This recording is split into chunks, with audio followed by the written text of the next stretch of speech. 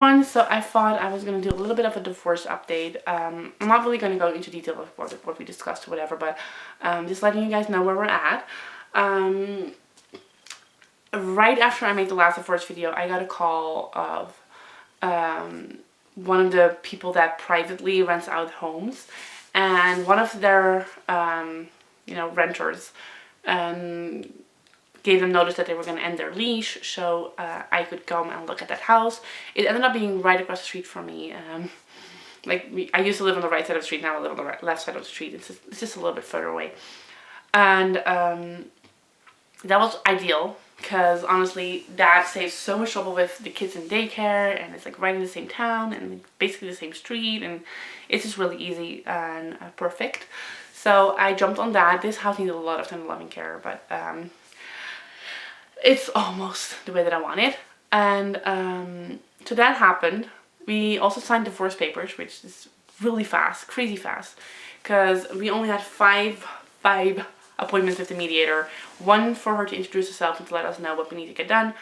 Three appointments to actually talk about the important stuff, and then one appointment to actually sign, which is crazy fast. And I think the only reason why it went so fast is because we agreed on basically everything except for three things. We didn't agree on the house, we didn't agree on spousal support, and we didn't agree on the kids, which sounds like really bad things, but it ended up like working out really well. Since I already signed a rent lease, I didn't want anything to do with the mortgage. Rob did want to do the mortgage, so it was more of like a tug of war on the price he was going to pay me out of the mortgage. And as for my spousal support, I could not ask for spousal support because he needed to get the mortgage on his name, and he cannot have spousal support as one of his costs if he wants to do that. And I didn't want to completely drop spousal support because, first of all, I think the fact that I had to ask for spousal, or that I wanted spousal support, is something that I'm not ashamed of, but I would rather not do it. But for the last 3 years, I have not worked as much as I could have. My career basically has not this standstill, it went even back. Like it reverted, because I'm a nurse, but I cannot do everything that a normal nurse can do, because I haven't done it in like forever, because I've been home taking care of my kids. So and I didn't want to like start, like, even if I would like right now start gaining clients and start getting more work, that means I have to put the kids somewhere, and that is something that we both didn't want. So, but we found a solution for that eventually, and we didn't agree on the kids. I wanted him to have them not overnight, because I was still breastfeeding Brooke in the morning and in the afternoon, or like when she woke up and when she went to bed. So I didn't want him to have her overnight, and I wanted the kids to stay together. And he eventually only wanted them 1 day a week, but overnight.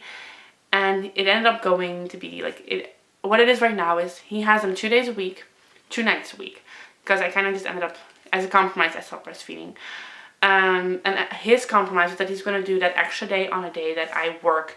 So he chose Mondays. I work full day on a Monday. So basically 1 week he picks him up on Sunday morning and he brings him back on Tuesday morning. And the other week he picks him up on Monday morning and he brings him back on Wednesday morning. That's basically our custody schedule right now. But because we are kind of friends, we really managed to get the divorce papers done, and then afterwards we were still friends. Like, we went like head to head during like those mediation meetings, and then we could be like completely best friends again an hour later, because that's what you have to do for your kids. An example of what we're still doing together is we still do the swimming classes together. Brooke and Logan have back-to-back swimming classes on Thursday, and we kind of just still go as like the four of us, and one parent swims with Brooke and then one parent swims with Logan, and afterwards we have a cup of coffee and we talk, and then he goes a separate way and I keep the kids. So that's kind of basically what we're doing. There was what else did we went together to?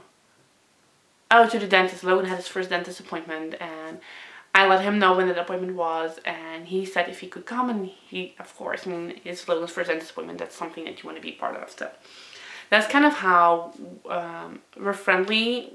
We're friendly in general. Like, we still text mostly about important things that the other person needs to know, and we also talk about the kids, and we kind of spend time with the kids, but nothing like it. Just like for me, it fell into place really, really fast to like keep him at a distance. I know Rob is struggling with that all of a sudden I'm not part of his everyday life, but for me it went really, really almost natural.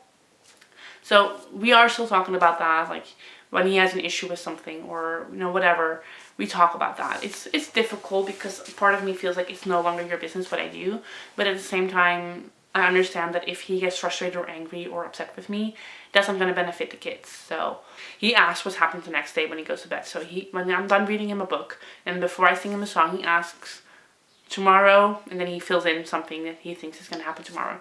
So yesterday evening he asked tomorrow daycare. I'm like, yeah, today's daycare day, or tomorrow's daycare day. And then he asked, and then tomorrow we're going to eat French fries. I'm like, yep, because on Friday we ate French fries and he goes to daycare. That's basically what we do. So that way he does. I do realize that he's doing that right now to like get a hold of who he sees when, and it works out really well. We do tend to, in the beginning we FaceTimed a lot more. This couple of last few weeks it hasn't been happening that much, but sometimes we FaceTime just so the kids can see the other parent, or we send like voice messages through WhatsApp. It is working well. I think we're slowly getting into a rhythm where we both feel comfortable and the kids are in their right places. So we're getting there. I'll probably make a video more into detail on the custody arrangements and stuff like that. But yeah, that's basically it for this video. If you guys have any questions, then please leave those down below in the comments. I hope you guys enjoyed this video. Thumbs up if you did, and I'll see you guys in my next video. Bye!